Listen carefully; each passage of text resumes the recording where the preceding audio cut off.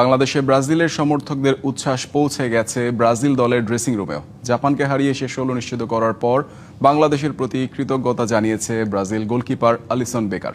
বাংলাদেশে আসার ইচ্ছা প্রকাশ করেছেন মাথিউস কুনহা। বিশ্বকাপে ব্রাজিলের প্রতিটি ম্যাচ ঘিরেই বাংলাদেশের সমর্থকদের মধ্যে থাকে ব্যাপক উচ্ছ্বাস। সেই উচ্ছ্বাসের ভিডিও পৌঁছে গেছে ব্রাজিল দলের খেলোয়াড়দের কাছেও। জাপানের বিপক্ষে 2-1 গোলের জয়ের পর বাংলাদেশের সমর্থকদের ধন্যবাদ জানান ব্রাজিল গোলরক্ষক অ্যালিসন বেকার। ধন্যবাদ বাংলাদেশ আমাদের সমর্থনের জন্য। আমি বেশ কিছু ভিডিও দেখেছি। বাংলাদেশের মানুষদের আমি ধন্যবাদ দিতে চাই। ব্রাজিলিয়ানরাও বাংলাদেশকে ভালোবাসে। ধন্যবাদ এত ভালোবাসা দেওয়ার জন্য। ঈশ্বর আপনাদের মঙ্গল করুন।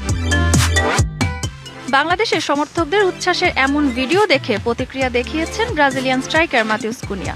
একই প্রতিক্রিয়া দেখিয়েছেন ব্রাজিলিয়ান তারকা নেইমারও।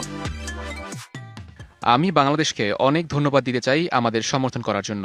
আমি একদিন বাংলাদেশে যেতে চাই এবং সেখানে তাদের জড়িয়ে ধরতে চাই।